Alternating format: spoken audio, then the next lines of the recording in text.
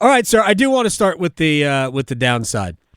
After the Hurricanes were over, I watched the Tar Heels. I kind of that's exactly the reaction I think we are all in right now. That's I think where we all are. I feel like I am watching a team that just doesn't forget about confidence in themselves. Like R.J. Davis believes he's going to hit the next shot. I'm not sure that they have confidence in each other as a team. That's the way it looked to me the last minute and a half. You go back to, I was at the Notre Dame game in South Bend, the NC State game in Raleigh. They have at times figured out ways to win games that they were at risk of losing. They've figured out ways to pull out wins. Now, you would also argue that a team of North Carolina's collective talent shouldn't be in one possession game with Notre Dame and NC State, even on the road, and that would certainly be a fair point. I just think I wrote this after the Alabama game, so this is almost 2 months ago now. Right. This roster is just fatally flawed. Yeah. You've got too many guys who do the same thing, not enough guys who do other things.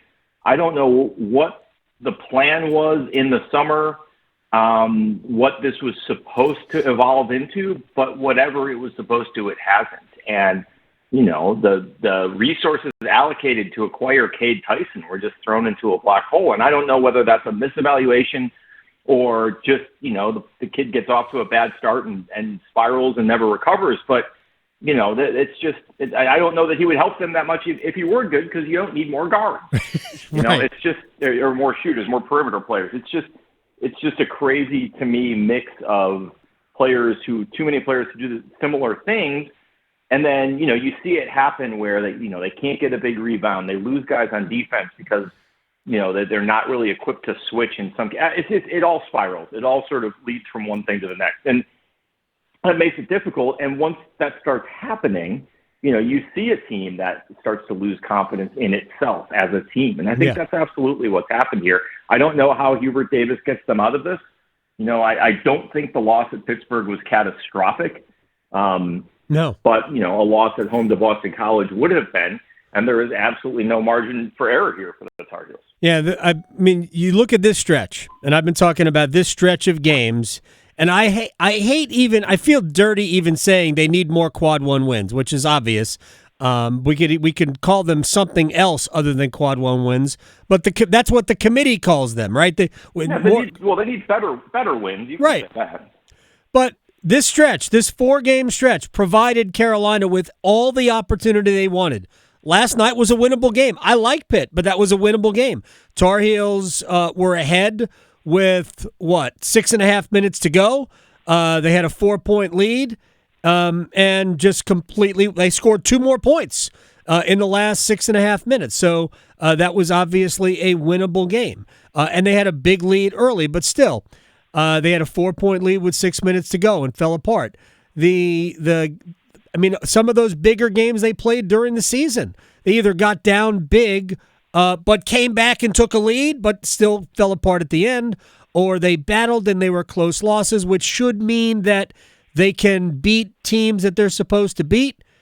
But Stanford would fall into that category, and they lost. They gave up a late lead and got beat by Jalen Blakes. They should have lost the Notre Dame game. That was gifted back to them. They should have lost the Boston College game at home. BC can't shoot, and all of a sudden BC couldn't miss. Could run a final possession play. They should have lost the NC State game. Right. But it was like a movable force, resistible object at the end of that. Hey, look, and that was the Jalen Washington game, and a lot of people thought Washington had turned the corner. Rebounding wasn't really their problem last night. I think there was a lot of, I'm going to do it on the offensive end. They played a lot of one-on-one basketball late, which, hey, Duke tried to play that against NC State. We saw what happened in that game. I thought they just resorted to giving the ball to Cooper Flagg and seeing if he could win the game. As it turns out, he can. Carolina doesn't have a player like that. We could talk ourselves in circles here, but yeah, I think the roster is incredibly flawed. And I don't know that this team sees a way out, but they're still right there.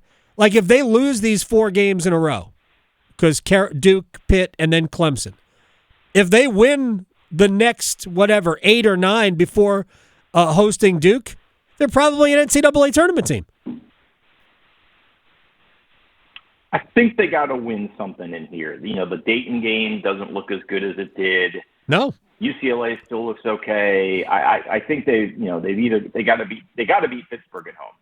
I think that's because the Pittsburgh's, you want to use soccer terms, Pittsburgh's form is abysmal, and that was one of the reasons why last night was such a winnable game. But I think they've got to win one of these. They've got to find a way to, I don't know if you call it overachieving at this point, either Duke, Pitt, or Clemson. And look, Duke and Clemson are on the road. Those are tough games. Even Syracuse on the road after that can be a tough game. That can be a tough place to play. It was for them last year.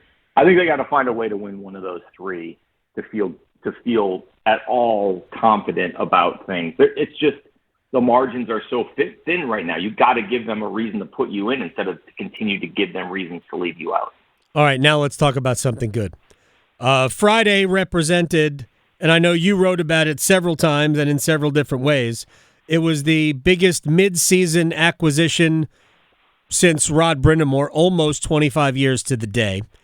But it was arguably one of the biggest mid-season trades in the last 30 years in the National Hockey League. You got to go back to when Colorado acquired Patrick Waugh in the middle of 1995 to find a trade that approaches what we saw with a superstar, a current top scoring superstar, change teams. And, I mean, obviously the Avalanche didn't make themselves better, although Necas and Drury have played well for them. But when you look at that roster now, what do you see? Well, I mean, there's a couple of things here. I would say it's the biggest in-season trade for the Hurricanes franchise since the Doug Weight deal. Not that Doug Weight was the player that Rod Brind'amour was at that point in his career, but because of what it meant. A team that was not expected to be a contender, that had played its way into contention, and then you jump the market in January and go out and get the best available player, send a message to the team, send a message to the league. It was a big reason why the Hurricanes, carried through and ended up finishing second in the conference. It was that boost of confidence they got from acquiring Doug Weight as much as it was Doug Weight. Now, there's zero comparison between Mikko Rantanen at this point in his career and Doug Weight at that point in his career. You're talking about an elite top 3 at his position, top 10 in the league type player. Those guys just don't move midseason. You see a Matthew Tkachuk move in the summer, Jack Eichel, guys occasionally, but you just don't see it at this point in the season, not a guy like this. And it changed the landscape of the NHL this season. You hate to lose Necas, who's having a great year, but you're selling high. Yeah. Rantanen is a proven playoff performer, which Necas obviously was not. And you got to give up talent to get talent, but that's a swap you'd make any day. Jack Drury, great play, very useful player, versatile, good character, does a lot of the intangible things, but he's still a bottom 6 center, and that's a guy, if you need to, you can replace for a 3rd or 4th round pick at the deadline if you just need a body in that position. Maybe not with Drury's age and potential of that, but you can get a guy that's not hard to replace. And you also, I think that the part of this deal that people kind of ignore because of the sort of white-hot neutron star power of the guy they got right. is Taylor Hall, who, playing in a lower line role for this team, has the potential to be a big-time playoff performer and has the potential to juice, I guess we have to call it the 4th line because the Stahl line technically higher up the numbers, higher up the roster, but adding Taylor Hall to this roster, whether he's playing up the lineup or down the lineup, has the potential to juice one of those lines with some skill. You could see it in both games that he's played. Mm-hmm. Even if his role hasn't been huge, he's made some plays where you're like, oh, you know what? That's not bad. That fits. And is a guy with something to prove, and still something to prove at this late in his career. So that's a nice little cherry on top here. Of course, you and I most focused on watching grainy YouTube videos of Nils Jontorp, but the other 2 guys matter in this trade too. I have not gotten into the 21-year-old Swedish 2 league. That's what we call a contract to balance things out. No offense to Nils Jontorp, but when you this is the trade. You and I both know this, and people who've been paying attention will recognize it immediately. Tom Dundon has been trying to make a splash deal like this since he bought the team. And they've poked around on everybody, Eichel, Tkachuk, Obviously, the Vancouver guys, other guys that have come on the market, the Hurricanes have tried to be a part of all those conversations, and they finally kind of found a fit, and they were willing to give up the players that Colorado needed to make the deal. And the other part of this is you can scream, but you gave up a lot for a rental.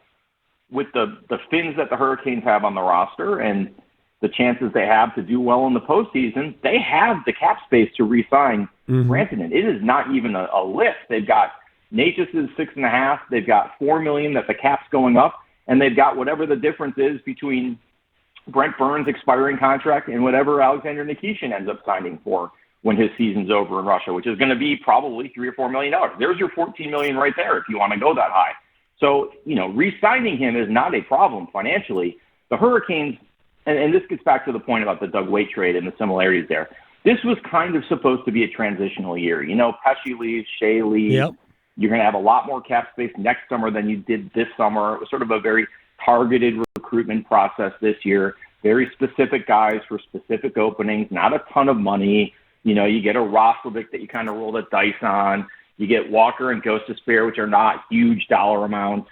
That it was very sort of specific, targeted, restrained in some ways after Jake Gensel decided not to resign. And that put them in position to make some big moves this summer. Well, guess what? Those big moves happened 5 months ahead of schedule. If they can re-sign Rantanen, this trade changes the face of the franchise forever. Yeah, it's funny. What I do know to be true was that they were planning on making a free agent splash this upcoming offseason. That was always the plan. And I mean, I still think they could re-sign Burns if they wanted to, and I think they're kicking that around. I wouldn't be surprised if he finishes the season well if they announced an extension for him before we even got to free agency. Dmitry Orlov, 7.75, we know is coming off the books with Nikishin coming in to play the left side, probably on a second line.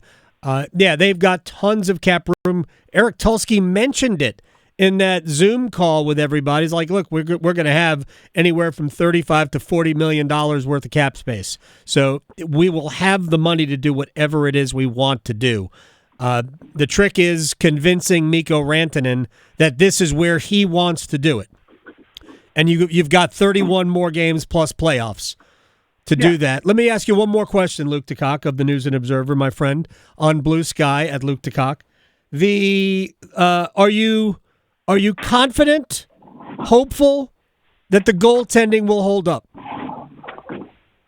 I'm hopeful. I think they would have made this move anyway, but obviously they were confident enough in what they saw from Freddie Andersen in his first 2 games back to decide to kind of go all in on the season at this point instead of, sort of stalling or pausing to get a longer look at Freddie. With Chicago picking up half of the salary, it does leave them a little bit of cap space. There's some maneuvering they could do, guys they could move around. I wouldn't rule out, depending on how Freddie does over the next month, I wouldn't rule out a trade for a third experienced goaltender. Right. I think that is very much still a possibility. But I do think the guys who are available now, whether in terms of ability or price, don't make sense. And that the hope is there are a couple guys out there on teams that could potentially fall out of playoff contention, pending free agents, guys with a year left on their deal, who do make more sense and would be an upgrade in that position potentially. So I wouldn't rule it out. So I say I'm hopeful that what we've seen from Freddie can continue. But I do think this is one of those when your mom tells you she loves you, check it out situations. They are not going to take anything for granted with Freddie, and that if that opportunity presents itself, especially an expiring contract, to add depth. And to me, the reason is there's no question that Peter Kochetkov is talented. He has talent. I just don't know that in the time Freddie was out, he showed the consistency he didn't. that you would want from a goalie going into the playoffs if Freddie's knee goes out on him again. So I think that is still very much in the cards. Now, everything I've heard is that Freddie feels great. Surgery went great. He feels better. He feels better than he has in January in a long time. He got his couple months off that he seems to get every year. I think there's a lot of optimism about Freddie and his durability, but I still, and this is a question I asked Eric Tulsky last week, are you ready to, or do you believe that Freddie Andersen can play 28 games in a row? And I don't know that there's anyone out there who really can honestly answer that yes. No, there's no way he can, and I think that they understand that maybe it was a miscalculation last year. Kochetkov should have gotten a game in the Islanders series first to at least say, okay, we can use them both. Even though Freddie would get the majority of the starts, they could still use Kochetkov and keep Freddie healthy and spry, and he was spry last night. So, yes, I do believe that if Anderson stays healthy, I think Kochetkov becomes one of, if not the best, backup goaltender in the NHL. Luke DeCock on Blue Sky at Luke DeCock. My man, I'll talk to you soon. All right, buddy. See you tomorrow night. You got it. Yeah, absolutely. We got it's Teuvo Teravainen night tomorrow.